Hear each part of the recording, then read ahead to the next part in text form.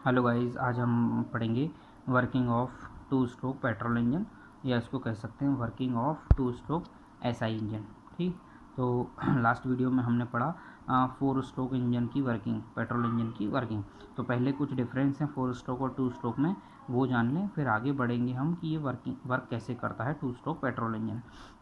तो पहला डिफरेंस तो ये है कि फोर स्ट्रोक इंजन जो होता है उसमें क्रैंक शाफ्ट के 2 रिवोल्यूशन में एक साइकिल कंप्लीट होती है। 2 रिवोल्यूशन का मतलब है कि जब क्रैंकशाफ्ट 2 बार घूम चुकी होगी 360 और 360, तब एक साइकिल का मतलब सक्शन, कंप्रेशन, पावर और एग्जॉस्ट, चारों जो स्ट्रोक हैं वो जो कंप्लीट होंगे तो एक साइकिल कहा जाएगा। और एक इसको दूसरी भाषा में ऐसे कह सकते हैं कि जब क्रैंकशाफ्ट के 2 रिवोल्यूशन होंगे तो एक साइकिल, या कहा जा सकता है एक पावर स्ट्रोक जनरेट होगा। ठीक, ऐसे ही टू स्ट्रोक पेट्रोल इंजन की बात करें, टू स्ट्रोक इंजन ऐसे इंजन जहाँ सिर्फ क्रैंकशाफ्ट के एक ही रेवोल्यूशन में, मतलब जो टोटल एक बार 360 घूम जाएगी तो ये चारों प्रोसेस कंप्लीट हो जाएंगी एक ही रेवोल्यूशन में, मतलब एक साइकिल कंप्लीट हो जाएगी क्रैंकशाफ्ट के एक ही रेवोल्यूशन में। मतलब हम कह सकते हैं एक पावर स्ट्रोक जनरेट होगा जब क्रैंकशाफ्ट एक बार घूमेगी। फोर स्ट्रोक इंजन में जब 2 बार घूम रही थी क्रैंकशाफ्ट तो एक पावर स्ट्रोक जनरेट हो रहा था। टू स्ट्रोक में जब क्रैंकशाफ्ट एक ही बार घूम रही है तो एक पावर स्ट्रोक जनरेट हो रहा है। ये है डिफरेंस फोर स्ट्रोक और टू स्ट्रोक में। कुछ एक डिफरेंस और हैं, जैसे कि फोर स्ट्रोक में इनलेट और एग्जॉस्ट वॉल्व हुआ करते थे, इसमें वॉल्व ना होके पोर्ट होते हैं। ये दिखाई दे रहे होंगे, एग्जॉस्ट पोर्ट, इनलेट पोर्ट, इसमें एक पोर्ट और बढ़ जाता है ट्रांसफ़र पोर्ट। ठीक, समझे, वहाँ थे इनलेट और एग्जॉस्ट वॉल्व, जो काम वहाँ पे इनलेट वॉल्व करता था वो काम यहाँ पे ट्रांसफ़र पोर्ट करेगा, ना कि इनलेट पोर्ट।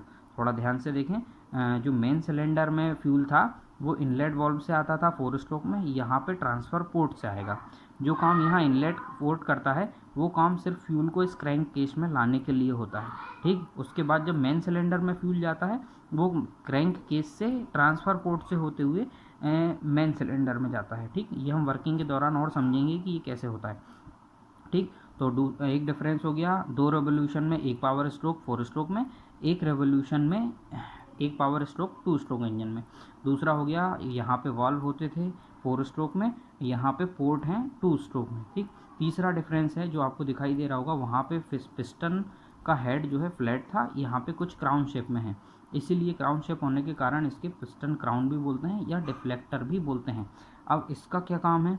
इसका ये काम है कि जब ये पिस्टन यहाँ पे आ जाएगा, एक पोजीशन ऐसी होगी जब दोनों पोर्ट ट्रांसफ़र और एग्जॉस्ट पोर्ट एक साथ ओपन होंगे, ये दोनों एक दूसरे के सामने होते हैं बिल्कुल। तो एक कंडीशन ऐसी होगी जब दोनों एक साथ ओपन होंगे। यदि ऐसे में फ्लैट एंड होता तो ये जो यहाँ से जो फ्यूल अंदर आ रहा है वो सीधा बह के कुछ ना कुछ बाहर जा सकता था।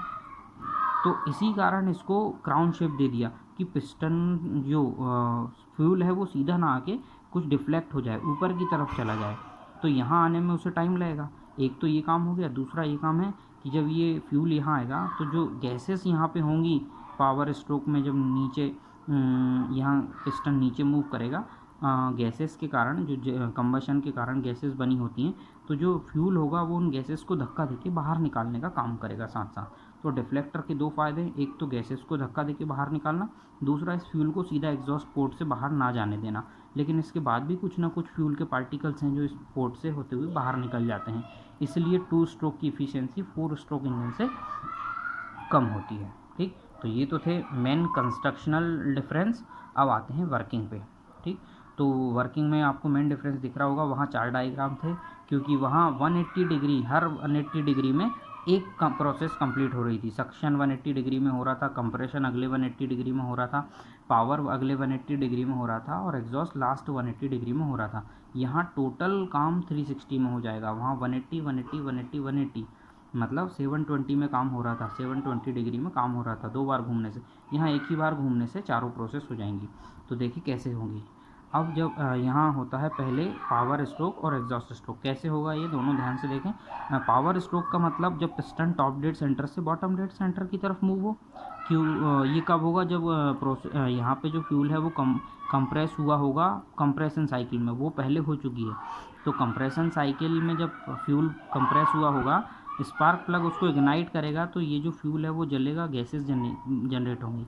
गैसेस इस पिस्टन पे प्रेशर डालेंगी तो पिस्टन नीचे की तरफ मूव होना स्टार्ट करेगा, टॉप डेड सेंटर से बॉटम डेड सेंटर की तरफ।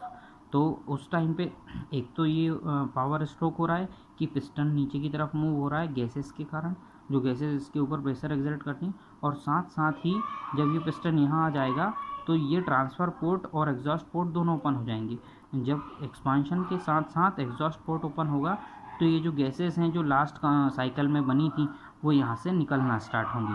साथ साथ ये जो फ्यूल है ट्रांसफ़र पोर्ट से होते हुए यहाँ आएगा। कैसे आएगा? जब पिस्टन नीचे की तरफ मूव करेगा तो ये जो क्रैंक है इस फ्यूल पे प्रेशर डालेगी यहाँ से, ये फ्यूल घूमता हुआ यहाँ से रोटेट होता हुआ जो इनलेट पोर्ट से अंदर आया था वो यहाँ से होता हुआ ट्रांसफ़र पोर्ट से होता हुआ मेन सिलेंडर में आ जाएगा।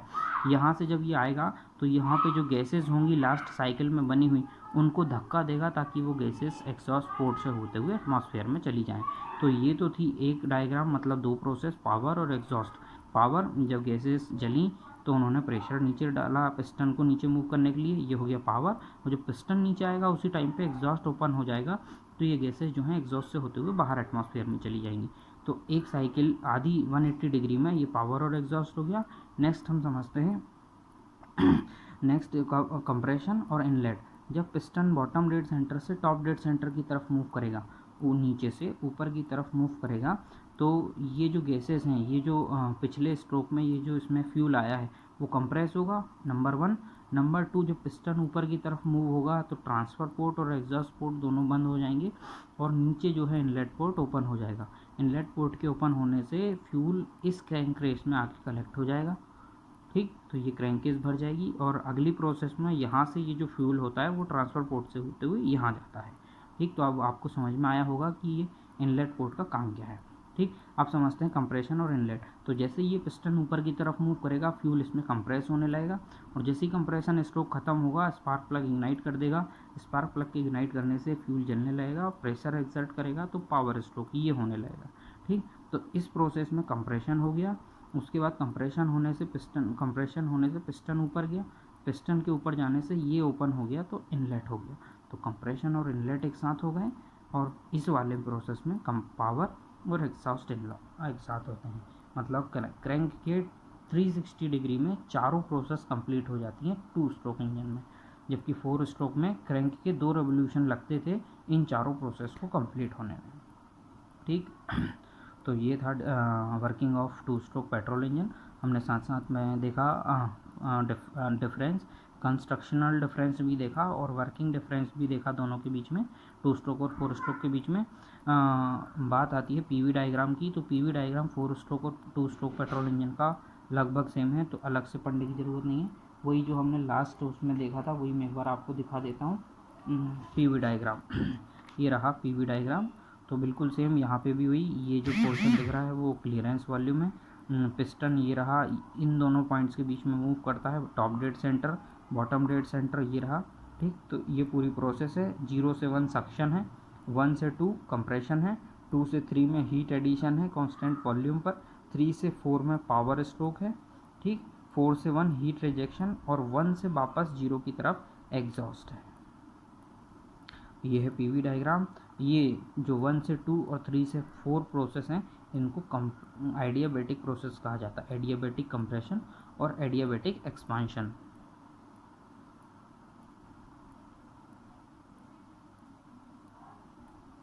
Adiabatic expansion. ठीक, एडियाबैटिक का मतलब होता है टेम्परेचर कांस्टेंट रहे, लेकिन प्रैक्टिकली ये पॉसिबल नहीं है।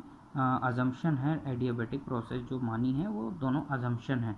इन दोनों को प्रोसेस को जो एडियाबैटिक प्रोसेस है ये अजम्पशन है, प्रैक्टिकल में ऐसा पॉसिबल नहीं है वास्तव में कि कोई भी जो प्रोसेस हो, जो पिस्टन मूव करेगा तो कुछ ना कुछ हीट का ट्रांसफ़र, हीट का चेंज ज़रूर आएगा, हीट टेम्परेचर ज़रूर इंक्रीज़ होगा, लेकिन इसको फिर भी एजम्पशन मान के किया गया है कि ये एडियाबैटिक प्रोसेस होंगी दोनों। चलिए, तो ये था सक्शन 0 से 1 कंप्रेशन। उसके बाद यहाँ पे स्पार्क से फ्यूल को इग्नाइट करेगा। नंबर 3 पावर स्ट्रोक होता है, लास्ट में एग्जॉस्ट होता है सारी ये, और ये प्रोसेस रिपीट होती रहेगी। तो ये था पीवी डायग्राम, ये थी working of 2 stroke petrol engine. Last video में हमने देखा वर्किंग ऑफ 4 स्ट्रोक। यदि कोई डाउट हो तो कमेंट बॉक्स में कमेंट करके पूछें, आपको ज़रूर सेटिस्फाई किया जाएगा, आंसर दिया जाएगा। Thank you.